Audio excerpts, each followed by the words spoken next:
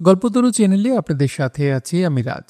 পড়ছিলাম হুমায়ুন আহমেদের একটি আত্মজীবনীমূলক লেখা নিউ ইয়র্কের নীলাকাশে ঝকঝকে রোদ। আজ পড়ছি এর দ্বিতীয় ও শেষ পর্ব। সাইনবোর্ডের লেখা এইডস, ক্যান্সার সহ যাবতীয় রোগ ব্যাধি গ্যারান্টি সহ চিকিৎসা করা হয়। প্যাকেজ ডিল, বিফলে মূল্য ফেরত, গালে চড়। মগবাজারে যাবার পথে গাড়ি থেকে কয়েকবার এই সাইনবোর্ড চোখে পড়েছে। গালে চড় লেখা পড়ে মজা পেয়েছি, কিন্তু কখনো এইডস ক্যান্সারের চিকিৎসকের সঙ্গে দেখা করার ইচ্ছা হয়নি। ঢাকা শহর ভর্তি এই ধরনের ধনন্তরী চিকিৎসক। তাদের বেশিরভাগই ডাবল গোল্ড মেডেলিস্ট এবং গ্যারান্টি সহ ক্যান্সারের মতো দুরন্ত ব্যাধি আরোগ্য করে থাকেন। এই ধরনের চিকিৎসকদের নিয়ে একটি গল্প লিখব বলে কয়েক বছর ধরেই ভাবছি, লেখা হয়নি। কারণ তাদের কারোর সঙ্গেই আমার দেখা হয়নি, তাদের সঙ্গে পরিচয় সাইনবোর্ডের মাধ্যমে। গত ঈদে বড় ধরনের ঝামেলায় পড়লাম লেখা নিয়ে। বেশ কিছু লেখা লিখতে হবে, বিষয়বস্তু খুঁজে পাচ্ছি না। শুধু হিমু আর মিসির আলী লিখলে চলবে না, এর বাইরেও কিছু লিখতে হবে। হঠাৎ মনে হলো ধনন্তরী সাইনবোর্ড চিকিৎসক নিয়ে একটা বড় গল্প লেখা যেতে পারে। বাংলাদেশে প্রকাশিত অনেক পত্রিকার ঈদের আবদার মেটাতে পারি।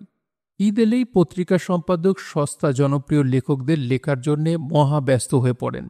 ঈদের ঝামেলা শেষ হলে তাদের পত্রিকাতেই সস্তা বাজারের লেখকরা সাহিত্যের কি ক্ষতি করছেন তা বেশ আয়োজন করেই লেখা। অন্য বাজারের লেখকদের বিষয়ে আমি জানি না, নিজের কথা বলতে পারি। আমি এই ধরনের লেখা পড়ে কি জানি কেন যথেষ্ট মজা পাই। নুহাশপল্লীর ম্যানেজারকে সঙ্গে নিয়ে বিফলে মূল্য ফেরত গালে চড় চিকিৎসকের কাছে এক সন্ধ্যাবেলায় উপস্থিত হলাম। 2 কামরার অফিস, একটিতে চিকিৎসকের অ্যাসিস্ট্যান্ট বসে আছেন, অন্যটিতে চিকিৎসক। মাঝখানে ট্রান্সলুসেন্ট গ্লাসের দরজা। এই ধরনের গ্লাসের ভেতর দিয়ে পরিষ্কার কিছু দেখা যায় না, নড়াচড়া চোখে পড়ে। আমি গেছি গল্পের সন্ধানে, আমাকে সবকিছু খুঁটিয়ে দেখতে হবে। চিকিৎসকের অ্যাসিস্ট্যান্টকে দেখে অবাক হলাম। মধ্যবয়স্ক হিজাব পরা একজন মহিলা কুস্তিগির, বিশাল শরীর, গাবদা গাবদা হাত, সাহিত্যের ভাষায় সমীহ জাগানিয়া দেহ। মহিলা বললেন, নাম রেজিস্ট্রি করতে হবে। রোগীকে? আমি ম্যানেজারকে দেখিয়ে দিলাম। মহিলা ম্যানেজারের দিকে এক পাতার ফর্ম এগিয়ে দিলেন। ফর্ম ফিল আপ করতে হবে। আমি ফর্মে চোখ বুলালাম। গল্প লেখার জন্য ফর্মের একটা নমুনা আমার প্রয়োজন। ফর্মটা এরকম: রেজিস্ট্রেশন নং, অফিস পূরণ করিবে, নাম, পূর্ণ নাম, ঠিকানা, মোবাইল নং সহ, বয়স, ওজন, উচ্চতা, পাত্রবর্ণ ফর্সা, শ্যামলা, কৃষ্ণ, টিকমার্ক দিন। পছন্দের স্বাদ মিষ্টি, তিতা, টক, টিকমার্ক দিন। ধূমপান হ্যাঁ না, টিকমার্ক দিন। পানে জর্দা হ্যাঁ না, টিকমার্ক দিন। পছন্দের আবহাওয়া শীত উষ্ণ, টিকমার্ক দিন। পছন্দের খাবার মাছ মাংস সবজি, টিকমার্ক দিন। ব্যাধির চিকিৎসায় গাত্রবর্ণ লাগছে, পছন্দের খাবার লাগছে, পছন্দের আবহাওয়া লাগছে দেখে মনে হচ্ছে চিকিৎসা পদ্ধতি হোমিওপ্যাথি। আমার বাবা একসময় হোমিওপ্যাথির চিকিৎসা পদ্ধতিতে কিছুদিনের জন্য ঝুঁকেছিলেন। তিনি মাত্র 12টা ওষুধে চিকিৎসা করতেন। প্রায় আমাদের জিভে 1 ফোঁটা করে ওষুধ দিতেন এবং সাগুদানার মতো মিষ্টি 4-5টা করে বড়ি খেতে হতো। 12 ওষুধের এই চিকিৎসা পদ্ধতি হোমিওপ্যাথির এক উপশাখা। নাম খুব সম্ভব বায়োকেমিক চিকিৎসা। এই চিকিৎসা শাস্ত্রের জনকের নাম সুসলার। ম্যানেজার চিন্তিত মুখে ফর্ম ফিল আপ করছে। জরুরি কোনো ফর্ম, যেমন আমেরিকান ভিসা বা ডিভি ফর্ম। ফিল আপ করার সময় চেহারা যেমন হয় তার চেহারা সেরকম। মহিলা অ্যাসিস্ট্যান্ট আমার দিকে তাকিয়ে বললেন, স্যার, আমি আপনাকে চিনতে পেরেছি। আমি আপনার নাটক দেখেছি। আমি মনে মনে দীর্ঘ নিঃশ্বাস ফেললাম। পত্রপত্রিকা টেলিভিশনের কারণে নিজেকে আড়াল করা সমস্যা হয়ে দাঁড়িয়েছে। একটা সময় ছিল যখন কেউ আমাকে চিনে ফেললে ভালো লাগতো। আগ্রহ, আনন্দ, কিছু অহংকার নিয়ে আলাপ করতাম। এখন অসহ্য লাগে। মহিলা অ্যাসিস্ট্যান্ট বললেন, ডাক্তার সাহেব ধ্যানে বসেছেন, একটু দেরি হবে। এই ফাঁকে 1 কাপ চা খান স্যার। আমি অবাক হয়ে বললাম, উনি ধ্যান করেন নাকি?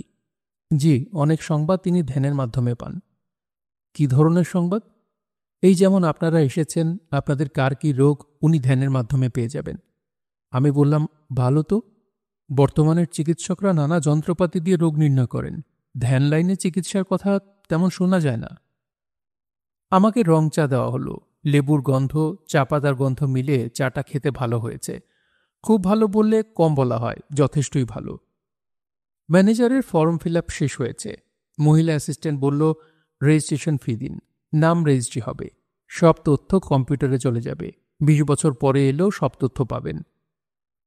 এই প্রথম লক্ষ্য করলাম মহিলা অ্যাসিস্ট্যান্টের সাইড টেবিলে একটা ল্যাপটপ আছে। যে চিকিৎসক ধ্যানের মাধ্যমে চিকিৎসা করেন তিনি আবার ল্যাপটপও ব্যবহার করেন দেখে আনন্দ পেলাম। ম্যানেজার বলল, রেজিস্ট্রেশন ফি কত? মহিলা বললেন, নর্মাল 100 টাকা, সেমি আর্জেন্ট 200 টাকা, আর্জেন্ট 500 টাকা। ম্যানেজার আমার দিকে তাকালো। আমি বললাম, 500 টাকা দিয়ে দাও, আর্জেন্টই ভালো। মহিলার ল্যাপটপে টিপাটিপি করতে করতে আমাকে বললেন, স্যার, আপনার নাটকে অনেক ভুলভ্রান্তি থাকে, এটা ঠিক না। আমি বললাম, অবশ্যই ঠিক না। আপনারা একটা নাটক চ্যানেলে প্রায় দেখায়, নাটকটা ভুলে ভর্তি, এটার প্রচার বন্ধ হওয়া দরকার। আমি বললাম, কোন নাটক? নাটকের নাম পাপ, সেখানে একজন পাকিস্তানি সোলজার পাঞ্জাবি ভাষায় কথা বলে, ভুল পাঞ্জাবি। আমি বললাম, আপনি পাঞ্জাবি জানেন? মহিলা বলল, আমি জানি না, তবে যিনি আমাকে ভুলের কথা বলেছেন তিনি পাঞ্জাবি জানেন, অনেকদিন পাঞ্জাবে ছিলেন। নাটক নিয়ে হয়তো আরও আলোচনা হতো, তার আগেই চিকিৎসকের ঘরে আমাদের ডাক পড়ল। মহিলা অ্যাসিস্ট্যান্ট বললেন, স্যার, আপনারা জুতা এই ঘরে রেখে খালি পায়ে ঢুকবেন, ওনার ঘরে জুতা পায়ে ঢোকা নিষেধ। আমরা খালি পায়ে ঘরে ঢুকলাম। এখন চিকিৎসকের বর্ণনা দিই। চেহারা অনেকখানি আমেরিকার প্রেসিডেন্ট আব্রাহাম লিঙ্কনের মতো, দাড়ি কেটে ফেলার পর, গাল ভাঙা, নাক থেকে ঠোঁটের দূরত্ব অনেকখানি, মাথার সব চুল এবং ভুরু পাকা, বয়স নিশ্চয়ই 60 থেকে 70-এর মধ্যে। তার গা থেকে পাকা তেঁতুলের টক গন্ধ আসছে। টকগন্ধি মানুষ আমি জীবনে প্রথম দেখলাম। ঘরে চেয়ার টেবিল নেই, কার্পেট পাতা, কার্পেটের ওপর সাদা রঙের একটা উলের আসনে চিকিৎসক পদ্মাসনের ভঙ্গিতে বসা, তার পরনে সাদা লুঙ্গি, সাদা ফতুয়া, কাঁধে সিল্কের একটা উর্নির মতো ঝুলছে, উর্নির রঙও সাদা। চিকিৎসক এই উর্নি দিয়ে কিছুক্ষণ পরপর নাকমুখ চেপে ধরছেন। কেন এটা করছেন তা বোঝা যাচ্ছে না। চিকিৎসক চাপা গলায় বললেন, ধ্যানের মাধ্যমে পেয়েছি আপনারা ক্যান্সার ব্যাধির তদবিরে এসেছেন, ঠিক আছে? ম্যানেজার আমার দিকে তাকালো।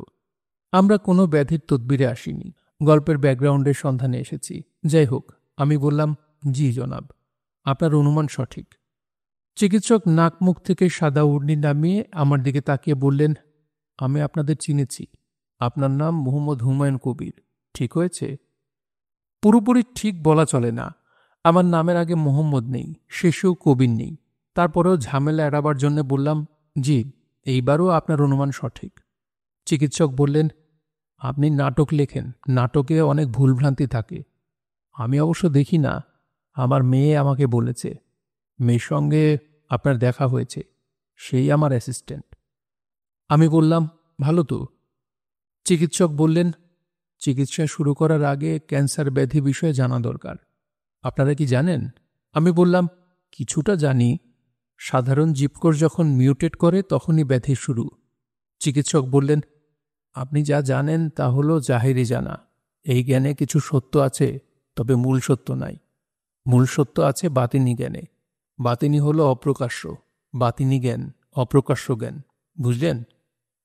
আমি এবং ম্যানেজার দুজনই হ্যাঁ সূচক মাথা নাড়লাম। চিকিৎসক উর্নি দিয়ে নাক ঘষতে ঘষতে বললেন, বাতিনি জ্ঞান বলে ক্যান্সার ব্যাধির সৃষ্টিকর্তা হলো খারাপ ধরনের কিছু জীবন। এরা জীবন সমাজে অভিশপ্ত বলে মানুষের ভিতরে লুকিয়ে থাকে। কেউ লিভারে বসে থাকে, কেউ ফুসফুসে বসে থাকে। আমাদের সবার শরীরে এরকম একাধিক জীবন বাস করে। ম্যানেজার রাতকে উঠে বললেন, বলেন কি হুজুর? চিকিৎসক বিরক্ত গলায় বললেন, আমাকে হুজুর বলবেন না, আমি হুজুর না, আমার গাল ভর্তি দাড়ি নাই, মাথায় পাগড়িও নাই, আমি চিকিৎসক। ম্যানেজার বলল, সরি। চিকিৎসক বললেন, সরি হবার কিছু নাই, অনেকেই এই ভুল করে। যাই হোক, যে কথা বলছিলাম, দুষ্ট এক জীবন শরীরের অঙ্গ প্রত্যঙ্গে বসে থাকলেও আমাদের কোনো ক্ষতি হয় না। যখন এইসব পুরুষ জীবনের সঙ্গে মেয়ে জীবন শরীরে ঢুকে তখনই সমস্যা। আমি বললাম, কী রকম সমস্যা? চিকিৎসক বললেন, মনে করেন একটা দুষ্ট জীবন আপনার ফুসফুসে বাস করে, একা একা থাকে। হঠাৎ সেখানে একটা মেয়ে জীবন এসে গেল, তখন তারা ঘরবাড়ি বানিয়ে সংসার পাতে। জাহিরি জ্ঞানে এই ঘরকেই বলে টিউমার। পুরুষ এবং নারী জীবন একসময় সন্তান সৃষ্টি করতে থাকে, সন্তানরা হয় অনেক, ঘরে তাদের জায়গা হয় না, তারা সারা শরীরে ছড়িয়ে পড়ে, আলাদা বাসা বানায়। জাহিরি জ্ঞানে একে বলে মেটাস্টেটিস। বুঝলেন? আমি বললাম, বোঝার চেষ্টা করছি। চিকিৎসক বললেন, আপনার শরীরে দুষ্ট জীবন তার সঙ্গিনী পেয়েছে। তারা ঘর বানানো শুরু করেছে, তবে এখনও সন্তান উৎপাদন শুরু করে নাই। আমি একবার ভাবলাম বলি, রোগী আমি না, আমার ম্যানেজার, তার নামই রেজিস্ট্রেশন হয়েছে। তারপর ভাবলাম কথা বাড়িয়ে লাভ কি, এই ভদ্রলোকের সঙ্গে আজই প্রথম দেখা, আজই শেষ। আমার প্রয়োজন গল্প, গল্প পেয়ে গেছি। চিকিৎসক বললেন, আমার প্রধান কাজ হবে জীবন দম্পতির সন্তান উৎপাদন বন্ধ করা। আমি বললাম, জীবনের ফ্যামিলি প্ল্যানিং করাবেন? চিকিৎসক আহত গলায় বললেন, আপনি লেখক মানুষ বলেই বাতিনি কিছু কথা আপনাকে বললাম। এ নিয়ে ঠাট্টা তামাশা করবেন না। আপনি আগামী সোমবার থেকে রোজ সন্ধ্যায় আসবেন, চিকিৎসা শুরু হবে। মেয়ে জীবনটাকে তাড়ালেই হবে। আমি বললাম, আপনার অশেষ মেহেরবানি। গল্প কি এখানে শেষ হয়? শেষ হয় না, কিছু বাকি থাকে। সেই বাকিটা কি তা ধরতে পারছি, কিন্তু লেখায় আনতে পারছি না বলে ঈদ সংখ্যায় কোনো পত্রিকাতেই এই গল্প ছাপা হলো না। ঈদের লেখালেখির ক্লান্তি দূর করতে বেড়াতে গেলাম সিঙ্গাপুর। মাউন্ট এলিজাবেথ হসপিটালে হার্টের রুটিন চেক আপ করতে গিয়ে ধরা পড়ল ক্যান্সার। সেই ক্যান্সারও নাকি থেমে নেই, ছড়িয়ে পড়েছে শরীরে। আধুনিক বিজ্ঞানের ভাষায় মেটাস্থিসিস, বাতিনি চিকিৎসকের ভাষায় জীবনের সন্তান সন্ততিরা ছড়িয়ে পড়েছে। আমি আধুনিক মানুষ। ক্যান্সারের চিকিৎসার জন্য পৃথিবী সেরা আমেরিকার ক্যান্সার গবেষণা কেন্দ্র মেমোরিয়াল স্নোন ক্যাটারিংয়ের নাম লেখালাম। আমার আমেরিকান চিকিৎসক পৃথিবীর সেরা ক্যান্সার বিশেষজ্ঞদের একজন। তিনি জাহিরি অর্থাৎ জাগতিক চিকিৎসক। আরেকজন আছেন বাতিনি চিকিৎসক, তার নাম আব্দুস সোবাহান। ইনি চিকিৎসা করেন ধ্যানের মাধ্যমে। আমি যতবার আমার অনকোলজিস্টের সঙ্গে কথা বলি, ততবারই পরোক্ষভাবে বাতিনি চিকিৎসকও উপস্থিত থাকেন। একবার আমি ডক্টর স্টিফান ভিচকে, ক্যান্সার বিশেষজ্ঞ, আমার চিকিৎসক, বললাম, ক্যান্সার বিষয়ে আমরা কি সবকিছু জানি? ডক্টর ভিচ কিছুক্ষণ চুপ করে থেকে বললেন, না। আমি বললাম, আমাদের শরীরের সাধারণ কোষের মতো ক্যান্সার কোষও যে জীবন্ত তা জানি। আচ্ছা, এমন কি হতে পারে যে এদের চিন্তা করার ক্ষমতা আছে? এরা আলাদা একটা প্রাণ? ডাক্তার ভিচ ছোট্ট নিঃশ্বাস ফেলে বললেন, এদের ভাবভঙ্গি সেরকমই। কিছুক্ষণের জন্য মনে হলো ডক্টর ভিচের চেহারাটা বাতিনি চিকিৎসক আব্দুস সোবাহানের মতো হয়ে গেল। তোমার চারপাশে যা ঘটছে সবসময় তার ব্যাখ্যা চাইবে না। সব ব্যাখ্যা যার কাছে আছে তিনি কখনো তা প্রকাশ করেন না। তিনি নিজেকে লুকিয়ে রাখেন বলে সব ব্যাখ্যা লুকানো। প্রাচীন চৈনিক দার্শনিক লি সুন। বন্ধু বিদায়। ৩৭ বছর পুরনো বন্ধু, সুখ ও দুঃখ দিনের সঙ্গীকে বিদায় জানিয়েছি। আমাদের বন্ধুত্বকে কেউ সহজভাবে নেয়নি। পারিবারিকভাবে তাকে কুৎসিত অপমান করা হয়েছে। তারপরও বন্ধু আমাকে ছেড়ে যায়নি। আমেরিকায় এসে তার সঙ্গে সম্পর্ক ছেদ করতে হলো। হায় রে আমেরিকা! বুদ্ধিমান পাঠক নিশ্চয়ই ধরে ফেলেছেন আমি সিগারেট বন্ধুর কথা বলছি। ৩৭ বছরের সম্পর্ক এক কথায় কিভাবে বাতিল হলো তা বলার আগে জীবনের প্রথম সিগারেট টানার গল্পটা বলা যেতে পারে। চিটাগাং কলেজিয়েট স্কুলে ক্লাস 6-এ পড়ি। আমাদের বাসা স্কুলের পাশেই, নাখালপাড়ায়। একদিন স্কুলে যাওয়ার সময় লক্ষ্য করলাম বাবা তার সিগারেটের প্যাকেট ভুলে ফেলে গেছেন। প্যাকেটে 3টা সিগারেট। আমি এদিক ওদিক তাকিয়ে প্যাকেটটি প্যান্টের পকেটে ভরে ফেললাম। রান্নাঘর থেকে দেয়াশলাই নিলাম। স্কুলে গেলাম উত্তেজিত অবস্থায়। ভয়ঙ্কর কোনো নিষিদ্ধ কাজ করার আনন্দে তখন শরীর কাঁপছে। আমি সিগারেট ধরালাম স্কুলের বাথরুমে। সেটা কখন, ক্লাস চলার সময়ে নাকি টিফিন পিরিয়ডে তা মনে করতে পারছি না। সস্তা স্টার সিগারেটের এর চেয়ে দামি সিগারেট কেনার সামর্থ্য বাবার ছিল না। কঠিন ধোঁয়ায় বালকের কচি ফুসফুস আক্রান্ত হল। আমি বিকট শব্দে কাশছি। হঠাৎ বাথরুমের দরজা খুলে গেল। বাথরুমের দরজা উত্তেজনার কারণে বন্ধ করতে ভুলে গিয়েছিলাম। স্যারদের বাথরুম ছাত্রদের বাথরুমের সঙ্গেই, বাইরে থেকে তালা লাগানো থাকে। স্যাররা চাবি নিয়ে আসেন। বড়ুয়া স্যার কুক্ষণে এসে আসামির কানে ধরে হেড স্যারের রুমে নিয়ে গেলেন। হেড স্যার অবাক হয়ে বললেন, তুই এই বয়সে সিগারেটের প্যাকেট নিয়ে ঘুরিস? তোকে স্কুল থেকে টিসি দেব, কাল তোর বাবাকে নিয়ে আসবি। আমি বললাম, জি আচ্ছা। হেড স্যার বললেন, তোর বাবাকে আনার দরকার নেই, তোকে আজই টিসি দিয়ে দিচ্ছি, যন্ত্রণা পুষে লাভ নেই। বড়ুয়া স্যার আমাদের ক্লাস টিচার। অতি বিচিত্র কারণে তার ক্লাসের প্রতিটি ছাত্রকে সন্তানের অধিক স্নেহ করতেন। বললেন, থাক, মাফ করে দেন। ছেলের বাবা এই ঘটনা জানলে ছেলেকে মারধর করবেন। আমি ব্যবস্থা নিচ্ছি। এমন শাস্তি দেব, জীবনে সিগারেট ধরবে না। প্রয়োজনে জ্বলন্ত সিগারেট দিয়ে সারা গায়ে ছ্যাঁকা দিব। বড়ুয়া স্যার কঠিন শাস্তি দিলেন। গায়ে মাথায় হাত বুলিয়ে বললেন, বাবারে, বিড়ি সিগারেট খুব খারাপ জিনিস, আর কোনোদিন খাবি না। আমি কাঁদতে কাঁদতে বললাম, খাবো না স্যার, কোনোদিন খাবো না। বড়ুয়া স্যার আরও একবার আমার মহাবিপদ থেকে আমাকে উদ্ধার করতে অনেক দিন দরবার করেছিলেন। কাঠ পেন্সিলের কোনো লেখায় বিস্তারিত বলেছি। আবারও বলি, আমি ছিলাম মহাদুষ্টু, পড়াশোনার সঙ্গে সম্পর্কহীন এক বালক। কাজেই ক্লাস 6-এর ফাইনাল পরীক্ষায় আমি একা ফেল করলাম। তখনকার স্কুলের নিয়মে ক্লাস 6 থেকে সব ছেলে নতুন ক্লাসে গেল, আমি একা বসে রইলাম। ক্লাসে আমি আর বড়ুয়া স্যার। ফেল করার সংবাদ বাসায় কিভাবে দেব এই আতঙ্কে অস্থির হয়ে কাঁদছি। বাবা কিছু বলবেন না আমি জানি। তিনি তাঁর সমগ্র জীবনে তার পুত্রকন্যাদের গায়ে হাত তোলা দূরে থাকুক, ধমকও দেননি। কিন্তু মা অন্য জিনিস, তিনি মেরে তক্তা বানিয়ে দেবেন। বড়ুয়া স্যার কিছুক্ষণ আমার কান্না দেখে বললেন, আয় আমার সঙ্গে। হেড স্যারকে বলে কয়ে দেখি বিশেষ বিবেচনায় কিছু করা যায় কিনা। হেড স্যার বড়ুয়া স্যারের ওপর অত্যন্ত রাগ করলেন। তিনি কঠিন গলায় বললেন, যে ছেলে ড্রয়িং ছাড়া প্রতিটি বিষয়ে ফেল করেছে, আপনি তার জন্য সুপারিশ করতে এসেছেন?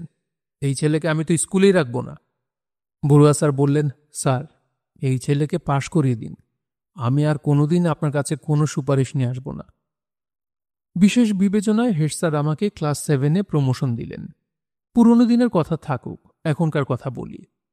স্নোয়ান ক্যাটারিংয়ে ডাক্তাররা জানতে চাইলেন আমি সিগারেট খাই কিনা। আমি লজ্জিত মুখে বললাম, হ্যাঁ। দিনে কয়টা? আমি মিনমিন করে বললাম, 30টা। সিঙ্গাপুরের মাউন্ট এলিজাবেথে আমার হার্টের চিকিৎসক ফিলিপকো আমি এখনও 30টা সিগারেট দিনে খাই শুনে এমনভাবে তাকিয়েছিলেন যেন আমি মানুষ না, জন্তু বিশেষ। ঢাকায় আমার বন্ধু এবং হার্টের চিকিৎসক ডক্টর বরেন আমার সিগারেট খাওয়ার পরিমাণ শুনে আনন্দিত গলায় বলেছিলেন, হুমায়ুন ভাই, আপনি তো মারা যাবেন। ডক্টর বরেন কারো আগাম মৃত্যু সংবাদ কেন জানি খুব আনন্দের সঙ্গে দেন।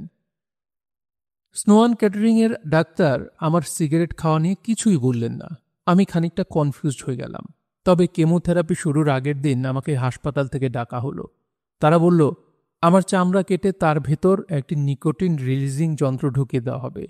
শরীর যখন নিকোটিনের জন্য কাতর হবে তখন যন্ত্র নিকোটিন রিলিজ করবে।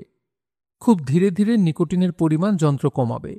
আমি বললাম, শরীরের ভেতরে আমি যন্ত্র ঢোকাবো না, সিগারেট ছেড়ে দিলাম। তারা বলল, যে দিনে 30টা সিগারেট খায় সে সিগারেট ছাড়তে পারবে না। আমি বললাম, পারব। আশ্চর্যের ব্যাপার, পেরেছি। আমাদের বাড়ির সামনে একটি ডেইলি গ্রোসারি শপ আছে। সেখানে চা কফি পাওয়া যায়। যখন কাউকে দেখি কফির মগ নিয়ে বাইরে এসে সিগারেট ধরিয়ে টানছে, তখন এত ভালো লাগে, মনে হয় তারা কি সুখেই না আছে। যারা সিগারেট ছেড়ে দেয় তারা অতি দ্রুত সিগারেট বিদ্বেষী হয়ে ওঠে।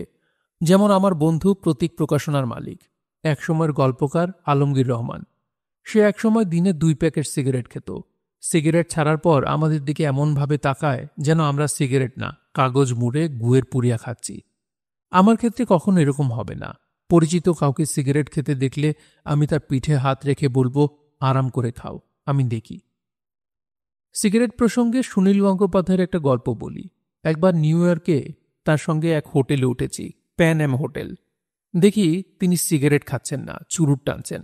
আমি বললাম, সিগারেট বাদ দিয়ে চুরুট কেন? উনি বিরক্ত গলায় কি একটা মহিলা কলেজের নাম করে বললেন, ছাত্রীরা এই সমস্যা করেছে। সভার মাঝখানে দল বেঁধে মঞ্চে এসে বলেছে, আপনাকে সিগারেট ছাড়তে হবে, মঞ্চেই কথা দিতে হবে। আমি বাধ্য হয়ে সিগারেট ছাড়ার ঘোষণা দিয়েই চুরুট ধরেছি। আরও কিছুদিন অতিরিক্ত বেঁচে থাকার জন্যে মানুষ অনেক কিছু ত্যাগ করে। মানুষকে দোষ দিয়ে লাভ কি? গলিত স্থবির ব্যাঙ নাকি 2 মুহূর্তের ভিক্ষা মাগে অনুমেয় উষ্ণ অনুরাগে। আমি কখনো অতিরিক্ত কিছুদিন বাঁচার জন্য সিগারেটের আনন্দ ছাড়ার জন্য প্রস্তুত ছিলাম না। আমি ভেবে রেখেছিলাম ডাক্তারকে বলবো আমি একজন লেখক, নিকোটিনের বিষ আমার শরীরের প্রতিটি কোষে অভ্যস্ত, তোমরা আমার চিকিৎসা করো, কিন্তু আমি সিগারেট ছাড়ব না। তাহলে কেন ছাড়লাম? পুত্র নিনিত হামাগুড়ি থেকে হাঁটা শিখেছে। বিষয়টা পুরোপুরি রপ্ত করতে পারেনি। 2-1 পা হেঁটেই ধুম করে পড়ে যায়, ব্যথা পেয়ে কাঁদে। একদিন বসে আছি, টিভির খবর দেখছি। হঠাৎ চোখ গেল নিনিতের দিকে। সে হামাগুড়ি পজিশন থেকে উঠে দাঁড়িয়েছে, হেঁটে হেঁটে এগিয়ে আসছে আমার দিকে। তার ছোট্ট শরীর টলমল করছে, যে কোনো সময় পড়ে যাবে এমন অবস্থা।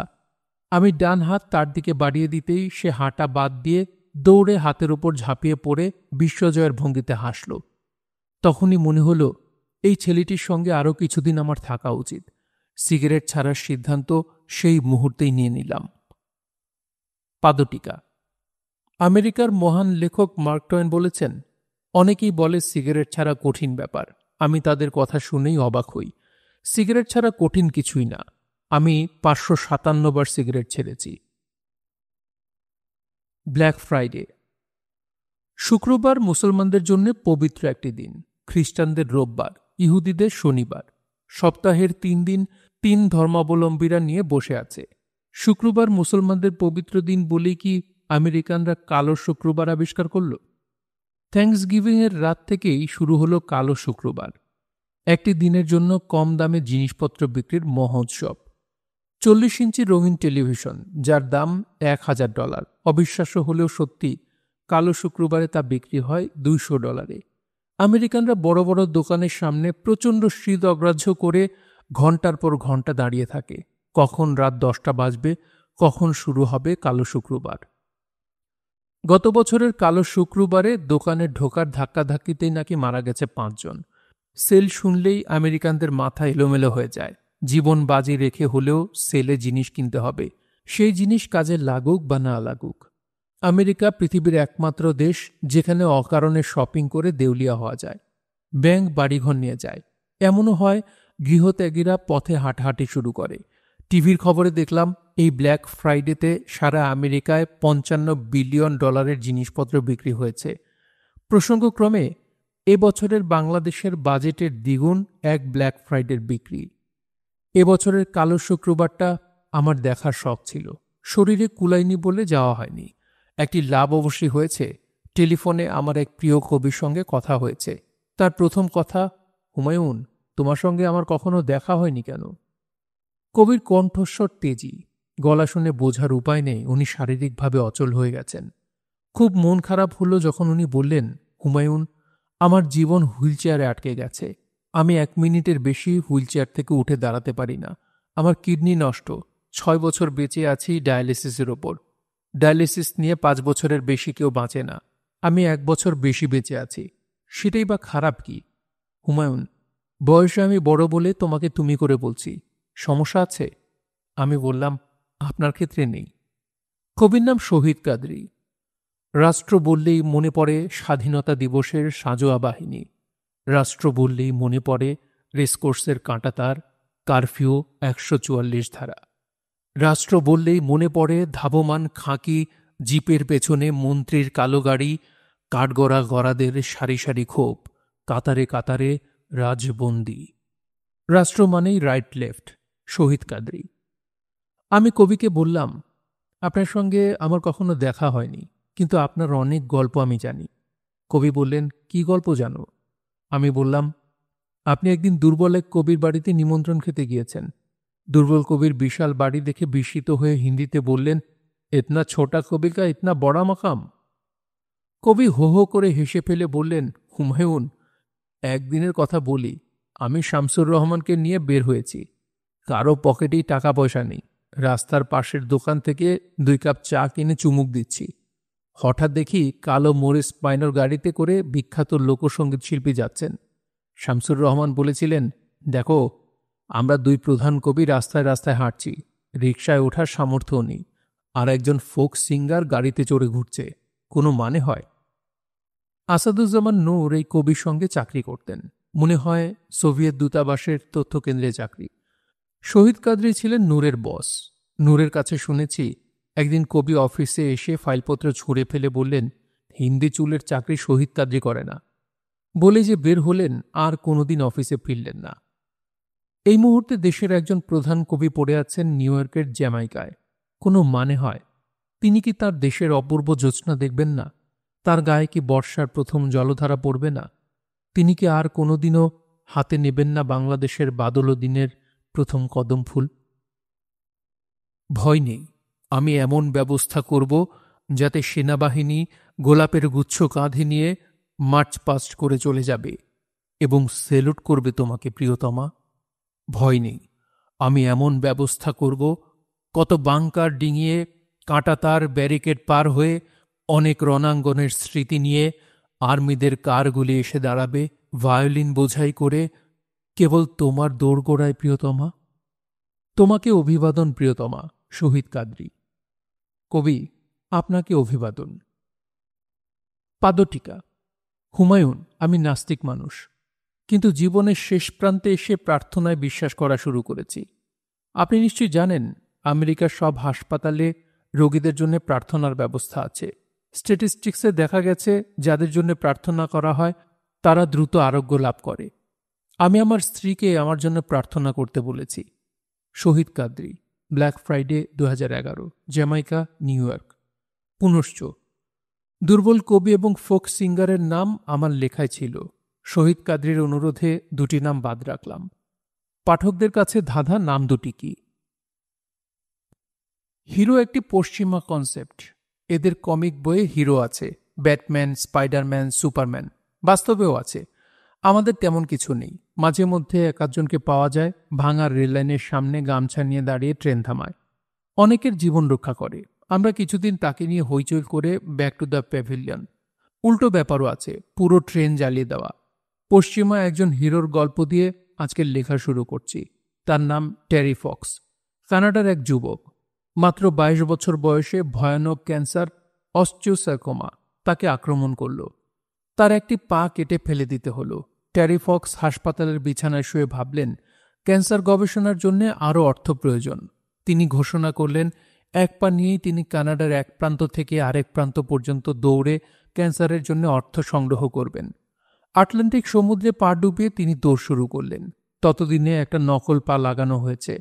143 দিন পর্যন্ত তিনি নকল পায়ে দৌড়ালেন। 3331 মাইল অতিক্রম করে তাকে থামতে হলো, কারণ ক্যান্সার তখন ফুসফুস পর্যন্ত ছড়িয়ে পড়েছে। মাত্র 23 বছর বয়সে তার মৃত্যু হয়। তিনি ক্যান্সার রিসার্চের জন্য রেখে গেলেন সংগ্রহ করা $100 মিলিয়ন। এখন সংগ্রহ 500 মিলিয়ন ছেড়ে গেছে। ক্যান্সার রিসার্চের অর্থ সংগ্রহের জন্য বিশ্বজুড়েই টেরি ফক্স ম্যারাথন হয়। 25তম ম্যারাথনে পৃথিবীর 3 মিলিয়ন মানুষ অংশগ্রহণ করেছিল।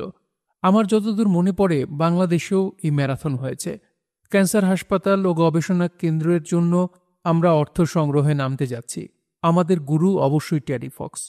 আমি টেকনাফে বঙ্গোপসাগরে পা ডুবিয়ে তেঁতুলিয়া পর্যন্ত যাব। আমার পক্ষে দৌড়ানো সম্ভব না, কারণ শিশুপুত্র আমার 2 পা চেপে ধরে থাকবে। এরা পা চেপে ধরায় ওস্তাদ। আমি পরিবার ছাড়া একদিনও থাকতে পারি না। আমার সঙ্গে আমার 2 শিশুপুত্র এবং তাদের মা থাকবে। আমরা প্রতীকী অর্থে মাঝে মাঝে দৌড়াবো, বাকিটা গাড়িতে। এই আনন্দ যাত্রায় সবাইকে আমন্ত্রণ। ক্যান্সার ইনস্টিটিউটের জন্য আমি যে সাড়া পেয়েছি, তাতে আমার মনে হয়েছে আমার মানব জীবন ধন্য। কয়েকটা উদাহরণ দেওয়া যেতে পারে। অভিনেতা রহমত 9 নম্বর বিপদ সংকেত আমাকে জানিয়েছেন রাজশাহীতে তার 5 বিঘা জমি দিতে চান। যদি ক্যান্সার ইনস্টিটিউট ঢাকায় হয় তাহলে তিনি তার সঞ্চিত 5 লাখ টাকা দিতে চান। এর বেশি তার আর নেই, থাকলে তাও দিতেন। নিউ ইয়র্কের বাঙালি ডাক্তার নাহরিন মামুন জানিয়েছেন ঢাকায় তার জমি আছে, পুরোটাই তিনি ক্যান্সার ইনস্টিটিউটকে দিয়ে দিতে চান। আমি যখন বলবো তখন। জেনেভা থেকে আঞ্জু ফেরদৌসি জানিয়েছেন তিনি তার ব্যক্তিগত সঞ্চয় $10,000 শুরুতে দিতে চান, এক্ষুনি দিতে চান, পরে যদি কিছু খরচ হয়ে যায়। অবিশ্বাস্য হলেও সত্য, আমেরিকার প্রধান প্রধান হাসপাতালে বাংলাদেশের ডাক্তার সন্তানরা প্রবল প্রতাপে রাজত্ব করে যাচ্ছেন। পৃথিবীর সেরা অনকোলজিস্টের একজনই বাংলাদেশি। একজন অনকোলজিস্ট রবীন্দ্রনাথ বসু ওভারিয়ান ক্যান্সারে যুগান্তকারী আবিষ্কার করেছেন। এরা সবাই বাংলাদেশের ক্যান্সার ইনস্টিটিউটের জন্য যা করণীয় তা করার প্রতিশ্রুতি দিয়েছেন। অনলাইনে দেখলাম 250 জন নিজেদের ভিক্ষুক ঘোষণা দিয়েছেন। তারা অর্থ সংগ্রহের জন্য ভিক্ষার থালা নিয়ে পথে বের হবেন। আর হিমুর দল তো হলুদ পাঞ্জাবি পরে তৈরি হয়েই আছে। তারা নাচুনি বুড়ি, ঢোলের বাদ্যের অপেক্ষা। কনফুসিয়াসের বিখ্যাত বাণী সবাইকে মনে করিয়ে দেই, a journey of 1,000 Miles begins with a single step. আমরা কিন্তু প্রথম স্টেপ নিয়ে নিয়েছি। আল্লাহ পাক বলেছেন তোমরা বেহেশতে প্রবেশ করবে হিংসা মুক্ত অবস্থায়। আমাদের ক্যান্সার হাসপাতালে একই অবস্থা, তবে হিংসা না, সবাইকে প্রবেশ করতে হবে রাজনীতি মুক্ত অবস্থায়। ডাক্তাররা আওয়ামী লীগ বিএনপি করবেন, ইলেকশন হবে, মারামারি হবে, তা কখনো হবে না। পৃথিবীর কোথাও আমি ছাত্রদের এবং শিক্ষকদের রাজনৈতিক দল করতে দেখিনি। এই অর্থহীন মূর্খামি বাংলাদেশের নিজস্ব ব্যাপার। এই মূর্খদের মধ্যে আমিও ছিলাম। ডক্টর আহমদ শরীফ এবং অধ্যাপক সিরাজুল ইসলাম চৌধুরী অতি শ্রদ্ধেয় দুজন। তাদের সঙ্গে যুক্ত হয়ে সাদা দলে ইলেকশন করেছি। এখন নিজেকে ক্ষুদ্র মনে হয়, মূর্খ মনে হয়। আমাদের ক্যান্সার ইনস্টিটিউটে মূর্খদের প্রবেশাধিকার নেই। বিশ্বমানের গবেষণা শুরুতেই আমাদের ইনস্টিটিউটের পক্ষে সম্ভব হবে বলে আমার মনে হচ্ছে না। তবে সারা বিশ্বের ক্যান্সারের ওপর গবেষণার ফলাফল তারা ব্যবহার করতে পারবেন। বিদেশি ডাক্তারদের প্রতি আমাদের এক ধরনের মোহ আছে। মোহভঙ্গের সময় এসেছে। বাংলাদেশের সেরা অনকোলজিস্টরা ইনস্টিটিউট চালাবেন। একটি আমেরিকান হাসপাতালে সর্বাধুনিক যেসব যন্ত্রপাতি থাকবে তার সবই থাকবে আমাদের ইনস্টিটিউটে। যন্ত্রপাতি দেখাশোনা এবং পরিচালনার জন্য দক্ষ শক্তিশালী টিম থাকবে। বর্তমান চিকিৎসা অতিমাত্রায় যন্ত্রনির্ভর। দামি যন্ত্রপাতি কেনার বাংলাদেশি স্টাইলে আমরা যাব না। কোনো টেন্ডার না। ইনস্টিটিউট ঠিক করবে তার কি যন্ত্র দরকার, তারা সরাসরি কিনবে। বাংলাদেশি স্টাইল হলো প্রথমে টেন্ডার ডাকা হবে। ক্ষমতাসীন দল এবং তাদের পোষা ছাত্রদল ঝাঁপিয়ে পড়বে। টেন্ডার হয়ে যাবে। এখন বিদেশ ভ্রমণ পালা। নানান টিম আলাদা আলাদাভাবে যন্ত্র কেনা এবং তার প্রয়োগ জানতে বিদেশ ভ্রমণ করবে। সবশেষে যাবেন মন্ত্রী মহোদয়, স্ত্রী এবং শ্যালিকা সহ। যন্ত্র কেনার পর সবার আগ্রহ শেষ হয়ে যাবে। চট্টগ্রাম বন্দরে যন্ত্র পড়ে থাকবে দিনের পর দিন। কেউ ছুটিয়ে নেয়ার ব্যবস্থা করবে না। ছুটানোর দায়িত্ব কার, এ নিয়ে জটিলতা। যন্ত্র ছোটানোতে আর মালকুড়ি পাওয়ার সম্ভাবনা নাই। একসময় যন্ত্র ছাড়া হবে। যন্ত্র বসাতে লাগবে প্রায় 1 বছর। ততদিনে যন্ত্র বেঁকে বসেছে। এটা একটা সুসংবাদ, কারণ যন্ত্র কেন কাজ করছে না এটা জানার জন্য বেশ কিছু দল আবার বিদেশ সফর করবে। স্ত্রী শালিকা সহ মন্ত্রী মহোদয় আবারও যাবেন। পাদটিকা। বাংলাদেশের একজন রোগী উন্নত চিকিৎসার জন্য আমেরিকা এসেছেন। নিউ ইয়র্কের বেলভিউ হাসপাতালে ভর্তি হয়েছেন। তিনি সেরা ডাক্তারদের দিয়ে চিকিৎসা করাবেন। তার রোগের বিশেষজ্ঞ চিকিৎসক এবং বিভাগীয় প্রধান রোগী দেখতে এসে বললেন, আপনার কি কি সমস্যা আমাকে বলবেন? রোগী চোখ কপালে তুলে বললেন, আপনি বাংলাদেশী নাকি? হ্যাঁ, আমার বাড়ি চিটাগাং। রোগী থমথমে গলায় বললেন, এত টাকা পয়সা খরচ করে আমেরিকা এসে আমি বাংলাদেশি ডাক্তারের চিকিৎসা নিব না। আমেরিকান ডাক্তার লাগবে, বাংলাদেশি দিয়ে চলবে না। একটা ব্যাপার আমাদের মনে রাখতে হবে। আমরা যখন নালন্দা বিশ্ববিদ্যালয় বানিয়েছি তখন পশ্চিমারা বাঁদরের চেয়ে সামান্য উপরে অবস্থান করছিল। জ্ঞান বিজ্ঞানের শুরুটা আমরা করেছি। চৈনিক ও আরবদের অবস্থান আমাদের নিচে। 5000 বছর আগে আমাদের সার্জনরা প্লাস্টিক সার্জারি করতেন। কর্কট রোগ, ক্যান্সার সম্পর্কে 5000 বছর আগের ভারতীয় চিকিৎসকেরা নিদান দিয়ে গেছেন। 0 এবং অসীম এই দুই সংখ্যা আমাদের আবিষ্কার। আমাদের সবার উচিত শৈশবের একটি কবিতা নতুন করে পড়া, আমরা যদি না জাগি মা কেমনে সকাল হবে। উবাস্তে ইয়ামা। গুবাস্তের অর্থ ময়লা, ইংরেজিতে গার্বেজ। ইয়ামা শব্দের অর্থ পর্বত। জাপানি এই শব্দ দুটির অর্থ যে পর্বতে ময়লা ফেলা হয়। প্রাচীন জাপানের দরিদ্র জনগোষ্ঠীর বৃদ্ধ পিতামাতাকে লালন পালন করার সামর্থ্য ছিল না। একটা পর্যায়ে তারা পিঠে করে বাবা মাকে নিয়ে পর্বতের খাদে ফেলে দিয়ে আসত। সবার কাছে এটাই ছিল স্বাভাবিক। পিঠে চড়া বৃদ্ধ পিতামাতার হাতে গাছের একটি ছোট্ট ডাল থাকত। এই ডাল দিয়ে তারা পুত্রের গায়ে আস্তে আস্তে বাড়ি দিত। এই কাজটা তারা কেন করত তা পরিষ্কার নয়। বলা হয়ে থাকে এই কাজটি তারা করত যেন পুত্র ফিরে যাওয়ার পথ ভুলে না যায়। আজকের জাপান অর্থনৈতিকভাবে বিশ্বের 3য় শক্তি। জাপানি ইয়েনের পাশে আমেরিকান ডলার দাঁড়াতেই পারছে না। কিন্তু উবাস্তে ইয়ামা এখনও জাপানে আছে। তবে এখন আর পাহাড় পর্বতে জাপানিরা বৃদ্ধ পিতামাতাকে রেখে আসছে না। তারা ফেলে দিয়ে আসছে আধুনিক ওল্ড হোমে। এই বৃদ্ধ নিবাসের একটি গল্প নাসিরের কাছে শুনলাম। ডক্টর নাসিরউদ্দিন জমাদার, পূর্ণ প্রফেসর, রিক্কিও বিশ্ববিদ্যালয়, জাপান। বিশ্ববিদ্যালয় থেকে ছুটি নিয়ে নাসির আমাকে দেখতে আমেরিকায় এসেছে। এখন আমার সঙ্গে বাস করছে। প্রতিদিন জাপানি রান্নার আছে। অতি পুষ্টিকর এবং অতি অখাদ্য এসব খাবার খেতে আমাকে বাধ্য করছে। যাই হোক, বৃদ্ধ নিবাসের গল্পটা বলি।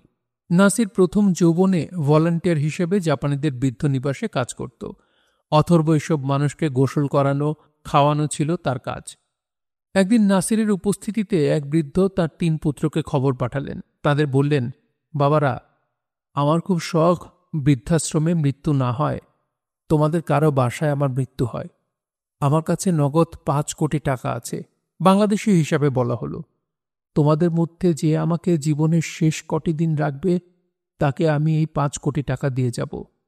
তিন পুত্রই কিছুক্ষণ মাথা চুলকে বলল, মা, সম্ভব হবে না, বাসা ছোট, এখন তোমার অনেক সেবা দরকার, সেটা পারব না। বৃদ্ধ দীর্ঘ নিঃশ্বাস ফেলে বললেন, ঠিক আছে। আমরা অনেক ভালো আছি না? বাংলাদেশের হতদরিদ্র রিকশাওয়ালা তার রিকশার পেছনে লিখে রাখে মায়ের দোয়া। বৃদ্ধ পিতামাতার সেবা করা শুধু যে আমাদের সংস্কৃতির অংশ তা নয়, এটা বাধ্যতামূলক। যৌথ পরিবার বাংলাদেশে এখন আর নেই। যৌথ পরিবার ভেঙে পড়েছে। বৃদ্ধ পিতামাতাদের এখন বিভিন্ন ছেলেমেয়েদের বাসায় রুটিন করে থাকতে হয়। যে পুত্র বা কন্যার কাছে বৃদ্ধ পিতা বা মাতা থাকতে যান, সে পুত্র বা কন্যা আকাশের চাঁদ হাতে পায় বলে আমার ধারণা। ধর্ম পিতামাতার প্রতি আমাদের কর্তব্য বিষয়ে অনুশাসন দিয়ে গেছেন। অনেক উদাহরণের মধ্যে একটি দিচ্ছি। Show gratitude to me and to your parents, সূরা লুকমান, আয়াত 14। আল্লাপাক তাঁর নিজের প্রতি কৃতজ্ঞতা প্রকাশের পরপরই বলেছেন পিতামাতার প্রতি কৃতজ্ঞতা প্রকাশের কথা। সূরা বনি ইসরায়েল আয়াত 23 বলা হয়েছে, you lord decreed that you worship none but him and that you be kind to parents. আমি কল্পনায় দেখার চেষ্টা করলাম, আমার বয়স 70 হয়েছে, আমি অথর্ব, সংসার অপ্রয়োজনীয়। আমার বড় পুত্র নুহা সুমায়ুন আমাকে পিঠে করে নিয়ে যাচ্ছে উবাস্তে ব্যাঙ্গালোয়ানে। যেহেতু বাংলাদেশে পর্বত নেই, ফেলে দিতে হবে সমুদ্রে। বঙ্গোপসাগরের জাপানি নাম ব্যাঙ্গালোয়ান।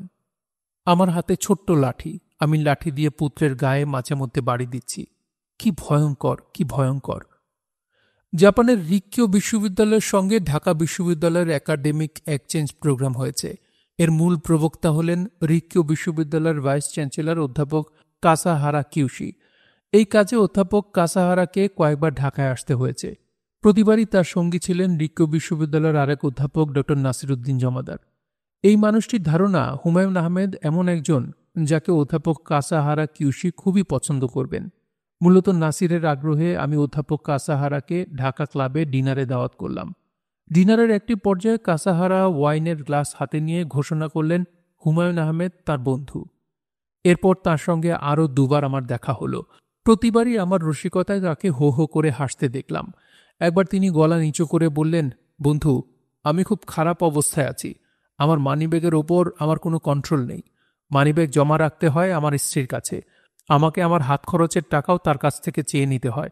তোমার কি অবস্থা আমাকে বলো। যাই হোক, বন্ধু কাসাহারা ড নাসির জমাদারের হাতে একটি খাম আমাকে পাঠিয়েছেন। নাসির খুবই লজ্জিত ভঙ্গিতে খামটা আমার হাতে দিয়ে বলল, আপনার বন্ধু কাসাহারা এই খামটি আপনাকে দিতে বলেছেন।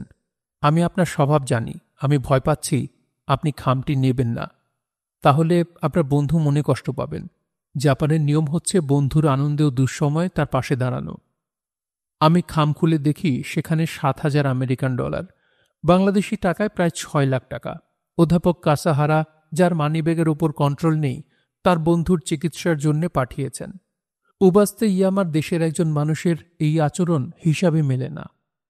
পৃথিবীর এই ক্লান্ত, এই অশান্ত কিনারার দেশে এখানে আশ্চর্য সব মানুষ রয়েছে। জীবনানন্দ দাশ। বালিশ। আমার জন্ম জেলা নেত্রকোনায় বালিশ নামের এক ধরনের মিষ্টি পাওয়া যায়। আকৃতি বালিশের মতোই। এক বালিশ 7-8 জন মিলে খেতে হয়। নেত্রকোনা শহরের এক মিষ্টির দোকানে বসে আছি। ময়রা থালায় করে বালিশ এনে আমার সামনে রাখল। বিনীত ভঙ্গিতে বলল, একটু মুখে দেন স্যার। আমি বললাম, যে মিষ্টির নাম বালিশ সেই মিষ্টি আমি খাই না। আমি লেখক মানুষ, আমার মধ্যে রুচিবোধ আছে। ময়রা আমাকে অবাক করে দিয়ে বলল, স্যার, আপনি একটা নাম দিয়ে দেন। আমার দোকানে এরপর থেকে আমি বালিশ মিষ্টি এই নামে ডাকব। পুত্র কন্যার নাম রাখার জন্য, ব্যবসা প্রতিষ্ঠানের নাম রাখার জন্য কেউ কেউ আমার কাছে আসে। এই প্রথম মিষ্টির নাম। আমি মাথা ঘামাচ্ছি সুন্দর কোনো নাম যদি পাওয়া যায়। ভারতবর্ষের ভাইসরয়ের স্ত্রী লেডি ক্যানিংয়ের সম্মানে একটি মিষ্টি বানানো হয়েছিল, নাম লেডি ক্যানি। লেডি ক্যানিং চলে গেছেন, কিন্তু লেডি ক্যানি ময়রার দোকানে রয়ে গেছে। আমি অনেক চিন্তাভাবনা করে বললাম, মিষ্টির নাম রাখুন বালক পছন্দ। বালকেরা মিষ্টির সাইজ দেখে খুশি হয় বলেই এই নাম। ময়রা বলল, স্যার, নাম রাখলাম, এরপরে কেউ আমার দোকানে বালিশ পাবে না, পাবে বালক পছন্দ। নেত্রকোনায় অনেক দিন যাই না। আসলেই এই নাম রাখা হয়েছে কিনা তা জানি না, মনে হয় না। রাজনৈতিক নাম বদলানো সহজ, স্থায়ী নাম বদলানো কঠিন ব্যাপার। কোনো মিষ্টির নাম যদি থাকতো বঙ্গবন্ধু পছন্দ, তাহলে ক্ষমতা বদলের পরপর তার নাম হতো জিয়া পছন্দ। এটা নিয়ে আমরা মাথা ঘামাতাম না, কারণ এটাই স্বাভাবিক। হঠাৎ বালিশ নিয়ে এত কথা বলছি কেন? কারণ আছে। গত 3 দিন ধরে একটা অদ্ভুত ঘটনা ঘটেছে। ঘুম ভাঙার পরপরই আমার মাথার নিচ থেকে শাওন বালিশ টেনে নিয়ে বাথরুমে ঢুকে যাচ্ছে। রহস্যময় কর্মকাণ্ড। তবে মিসির আলীর পক্ষে রহস্য ভেদ করা কঠিন কিছু না। আমি রহস্য ভেদ করলাম। কেমোথেরাপির কারণে আমার মাথার চুল সব পড়ে যাচ্ছে, বালিশ ভর্তি চুল। শাওন আমাকে এই দৃশ্য দেখাতে চাচ্ছে না। শুনেছিলাম আধুনিক কেমোর উন্নতি হয়েছে, এখন আর চুল পড়ে না। ঘটনা তা না। যাই হোক, মাথার চুল নিয়ে আমি চিন্তিত না। আমি চিন্তিত নতুন এক রিয়েলিটিতে ঢুকছি। আমার পিঠে সিল পড়েছে, তুমি ক্যান্সার নামের ব্যাধির চিকিৎসা নিচ্ছ। কারো যক্ষার চিকিৎসা শুরু হলে কেউ বুঝে না তার কি রোগ হয়েছে বা কি চিকিৎসা চলছে। ব্যতিক্রম ক্যান্সারের কেমো। সে শরীরের ভেতরে এবং বাইরে দুই জায়গাতেই নিজের জানান দেবে। চুল পড়ার ঘটনা কেন ঘটে একটু বলে নিই। শরীরে যখন কেমোথেরাপিতে ভয়ঙ্কর বিষ ঢুকিয়ে দেওয়া হয়, সেই বিষ খুঁজে বেড়ায় সেই সব কোষকে যা দ্রুত বিভাজনের ভেতর দিয়ে যাচ্ছে। ক্যান্সার সেল দ্রুত বিভাজন সেল, কাজেই কেমো তাদের আক্রমণ করে। একই সঙ্গে চুলের গোড়ার কোষ এবং মুখের ভেতরের কোষও দ্রুত বিভাজমান কোষ। কোনো অন্যায় না করেও এরা মারা পড়ে। চুল পড়ে যায়, মুখের ভেতর ঘায়ের মতো হয়।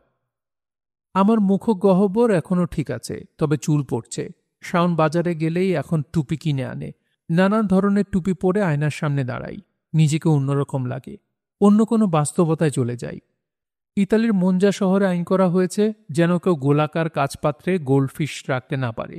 আইন প্রণেতারা ভাবছেন গোলাকার কাচপাত্রে বাস করার কারণে গোল্ডফিশগুলোর দৃষ্টিবিভ্রম হচ্ছে। পৃথিবী সম্পর্কে তারা ভুল ধারণা পাচ্ছে। মজার ব্যাপার হলো, আমরা মানুষও প্রবল বিভ্রমে বাস করি। আমাদের সবার বাস্তবতাই আলাদা। মানুষ হিসেবে আমরা আলাদা, আমাদের রিয়েলিটিও আলাদা। এখন নিউ ইয়র্কে রাত 8টা। আমি কাগজ কলম নিয়ে বসে আছি। বাংলাদেশে দিনে লিখতাম, এখন লিখছি রাতে। ভিন্ন বাস্তবতা না? যাই হোক, এই মুহূর্তে আমার মন ভালো। জাপানি লেখক হারুকি মুরাকামির এক গাদা বই টরন্টো থেকে সুমন রহমান মেল করে পাঠিয়েছে। কিছুদিন হলো এই লেখকের বই আগ্রহ নিয়ে পড়ছি। কেন পড়ছি তা পরে একসময় বিতং করে জানাবো। খোদ জাপানি ভাষায় আমার একটি বই প্রকাশিত হচ্ছে। বই নিয়ে জাপান থেকে ডক্টর নাসির জমাদার, তিনি বইটির অনুবাদক, নিউ ইয়র্কে আসছেন। এই খবরটিতেও আনন্দ পাচ্ছি। বইটির বাংলা নাম বনের রাজা, বাচ্চাদের একটি বই। শুভ্রকে নিয়ে লেখা কোনো বই জাপানি ভাষায় প্রকাশিত হলে হারুকি মুরাকামিকে পাঠিয়ে দিয়ে লিখতাম। না থাক, কি লিখতাম তা সবাইকে না জানালেও চলবে। টরন্টোর সুমন বইগুলোর সঙ্গে এক লাইনের একটি চিঠিও পাঠিয়েছে। চিঠিতে লেখা, দ্রুত সুস্থ হয়ে পাঠকদের উৎকণ্ঠা দূর করুন। ভাই সুমন, কোনো কিছুই আমার হাতে নেই, নিয়ন্ত্রণ অন্য কারোর কাছে। পাদটিকা। আমেরিকান প্রেসিডেন্ট আব্রাহাম লিঙ্কনের দুটি ছেলে নিতান্ত অল্প বয়সে হোয়াইট হাউসে মারা যায়। আব্রাহাম লিঙ্কন তারপর হতাশ হয়ে লিখলেন, গডের সৃষ্টি কোনো জিনিসকে বেশি দিন ভালোবাসতে নেই, কারণ তিনি কখন তার সৃষ্টি মুছে ফেলবেন তা তিনি জানেন, আমরা জানি না। সংসার। একজন মানুষ এক জীবনে কতবার সংসার করে? বেশিরভাগ মানুষের জন্য একবার। 1971 সালের স্বাধীনতা যুদ্ধের কারণে বাংলাদেশি মানুষের জন্য 2বার। প্রথম সংসার জ্বলে পড়ে যাওয়ার কারণে দ্বিতীয়বার। আমি মনে হয় কথা গুছিয়ে বলতে পারছি না। এখানে সংসার মানে বিয়ে করে ঘর বাঁধা বোঝাচ্ছি না। হাঁড়ি কুড়ি, বিছানা বালিশ নিয়ে দিনযাপন বোঝাচ্ছি। আমার মা অতি অল্প বয়সে বাবার সঙ্গে সংসার করতে এসেছিলেন। বাবার মৃত্যুতে মায়ের সংসার লণ্ডভণ্ড হয়ে গেল। তিনি তার বড় ছেলের সঙ্গে ঢাকায় এলেন। নিউ মার্কেট থেকে হাঁড়িকুড়ি কিনে নতুন সংসার শুরু করলেন। আমি বাবা শূন্য মায়ের নতুন সংসারে যুক্ত হলাম। পড়াশোনার জন্য আমেরিকা গেলাম। গুলতে কিনকে নিয়ে শুরু হলো তৃতীয় সংসার। হাঁড়ি পাতিল কেনা, বিছানা বালিশ কেনা। ঢাকায় ফিরে এসেই সেই সংসারও ভাঙল। উত্তরার এক বাসায় শুরু হলো আমার একার চতুর্থ সংসার। বছর 3 পর শাওন আমার সঙ্গে যুক্ত হলো। দক্ষিণ হাওয়ায় আমার পঞ্চম সংসার। ক্যান্সার বাঁধিয়ে আমেরিকায় এসে শুরু হলো ষষ্ঠ সংসার। সম্ভবত সপ্তম সংসার হবে আমার শেষ সংসার। সেখানে কি আমি একা থাকব, নাকি সুখ দুঃখের সব সাথেই থাকবে? দার্শনিক কথাবার্তা থাক, ষষ্ঠ সংসার নিয়ে বলি। বাড়ি ভাড়া করা হলো, হাঁড়ি পাতিল কেনা হলো, টিভি কেনা হলো, বিছানা বালিশ, সে এক হইচই। 3 রুমের একটি আলাদা বাড়ি ভাড়া নিয়েছি। বাড়িটা নিশ্চয়ই সুন্দর, কারণ কথাবার্তার এক পর্যায়ে বাড়িতে রোগী দেখতে আসা প্রধানমন্ত্রী বললেন, বাড়িটা কার? আমি বিনীত ভঙ্গিতে বললাম, যেহেতু ভাড়া নিয়েছি আপাতত আমার। বাড়িটায় 3টা শোবার ঘর, জানলার পাশে প্রকাণ্ড ম্যাপল গাছ। ম্যাপল গাছের পাতায় ফলের রং ধরতে শুরু করেছে। জানলা দিয়ে তাকালে চোখ ঘরে ফিরিয়ে আনা কঠিন হয়ে পড়ে। আমেরিকার ইন্ডিপেন্ডেন্ট বাড়িতে অ্যাটিক নামের একটা ছাদঘর থাকে। এই ঘরটা হয় সবচেয়ে সুন্দর। অনেকখানি সময় আমি এটিতে একা কাটাই। লেখালেখি করি না, ছবি আঁকি, জলরং ছবি। ছবি মোটেই ভালো হচ্ছে না, রঙে প্রাণ প্রতিষ্ঠা হচ্ছে না। শুধু অন্য দিনের মাঝার বলছে, অসাধারণ, আপনার আঁকা ছবি বিক্রি করে আমরা চিকিৎসার খরচ তুলে ফেলব ইনশাল্লাহ। চিকিৎসার খরচ নিয়ে আমি এই মুহূর্তে ভাবছি না, নিজেকে ব্যস্ত কিভাবে রাখা যায় ভাবছি তা নিয়ে। প্রচুর বই জোগাড় করেছি, অর্থাৎ কিনেছি। বাড়ির পাশেই একটা পাবলিক লাইব্রেরি, তার মেম্বার হয়েছি। মেম্বার হতে গিয়ে গোপন আনন্দও পেলাম। বিদেশি লেখকদের বইয়ের তাকে দেখি আমার অনেক বই। বিস্মিত হয়ে জানতে চাইলাম, বাংলা ভাষার এই বই তোমরা কিভাবে পেয়েছ? লাইব্রেরিয়ান বলল, আমাদের বই দেয় লাইব্রেরি অফ কংগ্রেস। আমি বললাম, বাংলা ভাষার এই লেখক আমার প্রিয় লেখকদের একজন। লাইব্রেরিয়ান বলল, হাউ নাইস, তুমি তার একটা বই ইস্যু করে নিয়ে যাও, 7 দিন রাখতে পারবে। আমি হিমুর একটা বই ইস্যু করে নিয়ে এলাম। দেশে যখন ছিলাম নিয়মিত সাপ্তাহিক টাইম পড়তাম।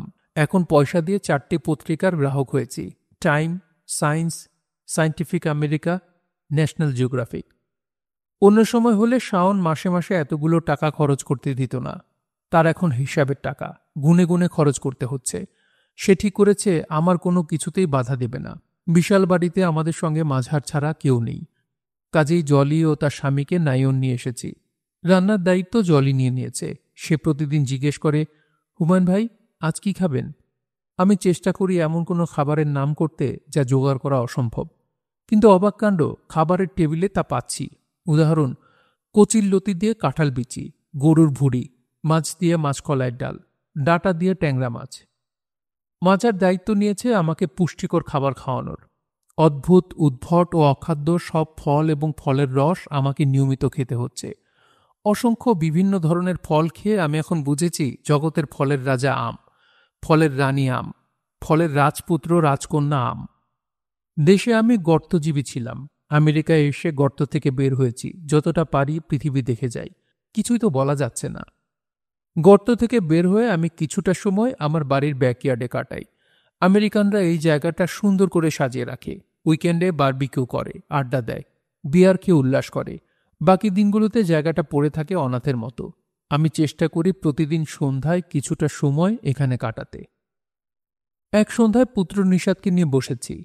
হঠাৎ পুত্র আমার দৃষ্টি আকর্ষণ করে বলল, বাবা দেখো, বাংলাদেশের চাঁদটা এখানে চলে এসেছে। আকাশে কত বড় চাঁদ! তাকিয়ে দেখি ম্যাপল গাছের ফাঁকে নিউ ইয়র্ক নগরে সম্পূর্ণ বেমানান এক চাঁদ নির্লজ্জের মতো উঠে বসে আছে। তার তো থাকার কথা বাঁশবাগানের মাথায়। আমি পুত্রকে বললাম, বাংলাদেশের চাঁদ এখানে কিভাবে চলে এসেছে? সে গম্ভীর গলায় বলল, আমরা যখন প্লেনে করে এসেছি তখন প্লেনের পেছনে পেছনে চলে এসেছে। চাঁদটা তোমাকে খুব ভালোবাসে তো এই জন্য এসেছে। শিশুরা না বুঝে অনেক গুরুত্বপূর্ণ কথা বলে ফেলে। চাঁদের দিকে তাকিয়ে হঠাৎ করে আমার মনে হলো আমার পুত্রের কথা সত্যি। বাংলাদেশের দুঃখী চাঁদ শুধু আমাকে ভালোবেসেই কংক্রিটের নিউ ইয়র্ক নগরে চলে এসেছে। আমি আমার লেখক জীবনে একটি মাত্র উপন্যাসই আমেরিকায় বসে লিখেছিলাম, সবাই গেছে বনে। নামটা ধার নিয়েছিলাম রবীন্দ্রনাথের বিখ্যাত গান থেকে, আজ জ্যোৎস্না রাতে সবাই গেছে বনে। আচ্ছা, পাঠক কি জানেন এই গানটি কোনো আনন্দগীতি না দুঃখগীতি? রবীন্দ্রনাথের অতি আদরের পুত্র সমীর মৃত্যুর পরদিন রাতে আকাশ ভেঙে জ্যোৎস্না নেমেছিল। রবীন্দ্রনাথ একা টানা বারান্দায় বসে প্রবল জ্যোৎস্নার দিকে তাকিয়ে থাকতে থাকতে লিখলেন, আজ জ্যোৎস্না রাতে সবাই গেছে বনে, বসন্তের এই মাতাল সমীরণে, যাব না গো রইনু পড়ে ঘরের মাঝে, এই নিরালায় রব আপন কোণে। আমার এ ঘর বহু যতন করে, ধুতে হবে মুছতে হবে মোরে, আমারে যে জাগতে হবে, কি জানি সে আসবে কবে, যদি আমায় পড়ে তাহার মনে। নো ফ্রি লাঞ্চ একটি আমেরিকান বাক্য। এ বাক্যটা বলে তারা এক ধরনের শ্লাঘা অনুভব করে। তারা সবাইকে জানাতে পছন্দ করে যে তারা কাজের বিনিময়ে খাদ্যে বিশ্বাসী। এই ধরনের বাক্য বাংলা ভাষাতেও আছে। ফেলো কড়ি মাখো তেল। গায়ে তেল মাখতে হলে কড়ি ফেলতে হবে, আরামের বিনিময় মূল্য লাগবে। যাই হোক, ফ্রি লাঞ্চে ফিরে যাই। নো ফ্রি লাঞ্চের দেশে চিকিৎসা করতে ব্যাগ ভর্তি ডলার নিয়ে যেতে হবে, এই তথ্য আমি জানি। তবে বিকল্প ব্যবস্থাও আছে। বুকে প্রচণ্ড ব্যথা বলে যে কোনো হাসপাতালের ইমার্জেন্সিতে নিয়ে যেতে হবে। বুকে ব্যথা মানে হার্ট অ্যাটাক। হাসপাতাল হেলথ ইন্স্যুরেন্স আছে কি নেই তা না দেখেই রোগী ভর্তি করবে। চিকিৎসা শুরু হবে। চিকিৎসার এক পর্যায়ে ধরা পড়বে রোগীর হয়েছে ক্যান্সার। হাসপাতাল তখন ক্যান্সারের চিকিৎসা শুরু করবে। রোগীকে ধাক্কা দিয়ে হাসপাতালের ফুটপাতে ফেলে দেবে না। চিকিৎসা শেষ হওয়ার পর বলতে হবে, আমি কপর্দক শূন্য, $1 মিলিয়ন বিল আমি দেব, তবে একসঙ্গে দিতে পারবো না, ভেঙে ভেঙে দেব, প্রতি মাসে $5 করে। এই প্রস্তাবে রাজি হওয়া ছাড়া হাসপাতালের তখন আর কিছু করার থাকবে না। বাংলাদেশিদের কাছে এই বিকল্প চিকিৎসা ব্যবস্থা সঙ্গত কারণেই বেশ জনপ্রিয়। বাঙালি ব্যবস্থায় আমি চিকিৎসা শুরু করব এই প্রশ্নই ওঠে না। সমস্যা হচ্ছে বিপুল অঙ্কের অর্থ তো আমার নেই। আমার দুটো গাড়ি, দুটোই বিক্রির জন্য পাঠানো হলো। একটা বিক্রি হলো। দক্ষিণ হাওয়ার যে ফ্ল্যাটে থাকি সেটা বিক্রির চেষ্টা করলাম, পারলাম না। ফ্ল্যাট বাড়ি নিয়ে কিছু আইনগত জটিলতা আছে। ঢাকা বিশ্ববিদ্যালয়ের শিক্ষক হিসেবে উত্তরায় 5 কাঠার একটা জমি পেয়েছিলাম। সেই জমি বিক্রির জন্য বিজ্ঞাপন দিলাম, লাভ হলো না। বাকি থাকলো নুহাশপল্লী। অর্থ সংগ্রহের ছোটাছুটির এক পর্যায়ে অন্য প্রকাশের মাঝার বলল, আপনি কেন অস্থির হচ্ছেন? আমি তো আপনার সঙ্গে আছি।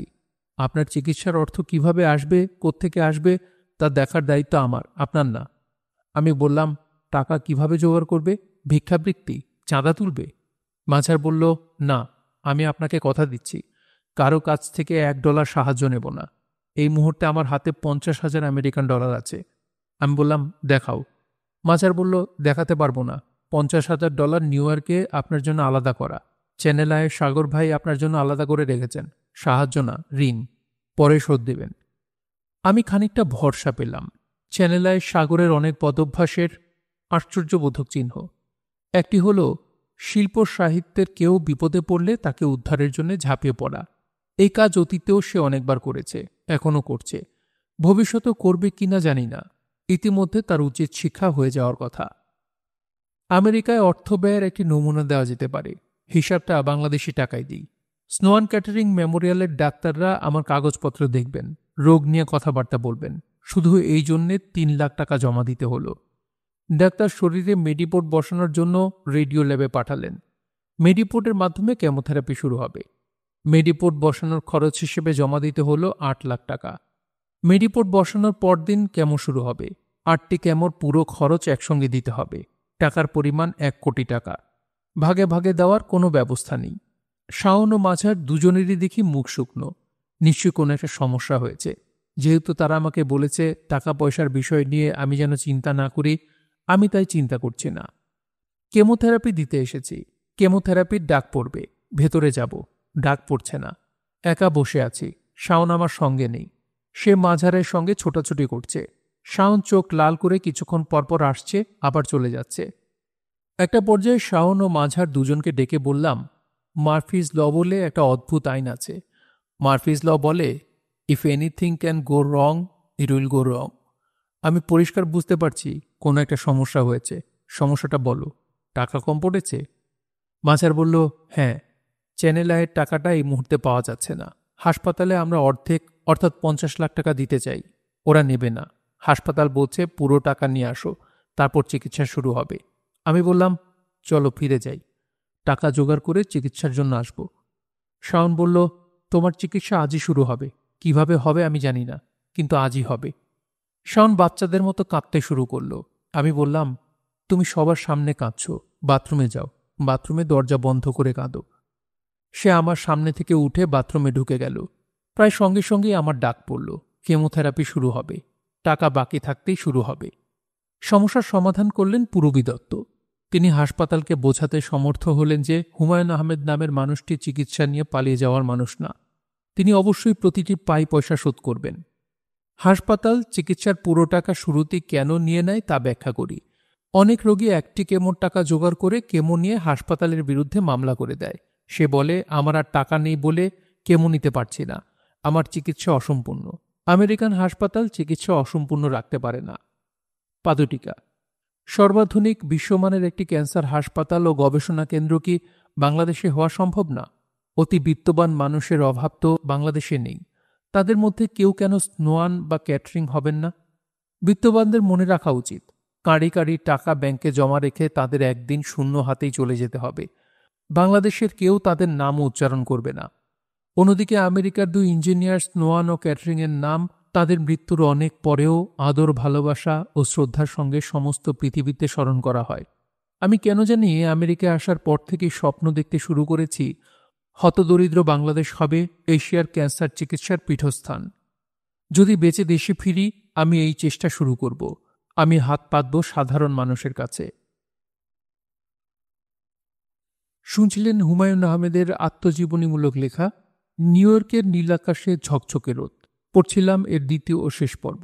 এটাই ছিল মনে হয় হুমায়ুন আহমেদের আত্মজীবনীমূলক শেষ লেখা, আমার যা ধারণা, কারণ এরপরে তো উনি মারাই গেছেন। তো পুরো বইটি পড়ে শেষ করলাম। আপনাদের কাছে কেমন লাগলো অবশ্যই জানাবেন।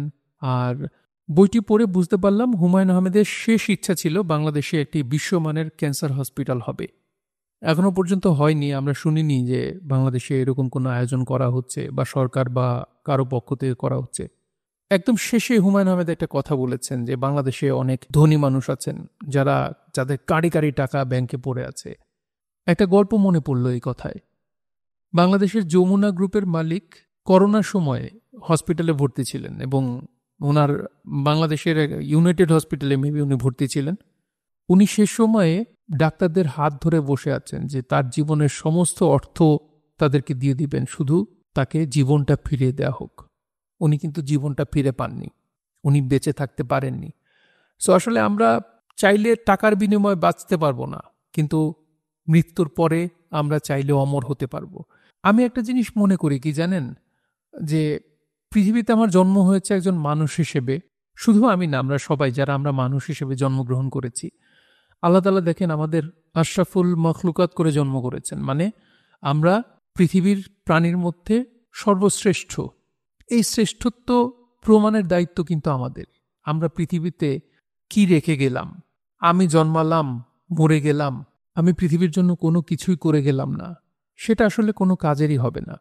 আপনি, আমরা সবাই পৃথিবীর জন্য কিছু না কিছু করে যেতে পারি।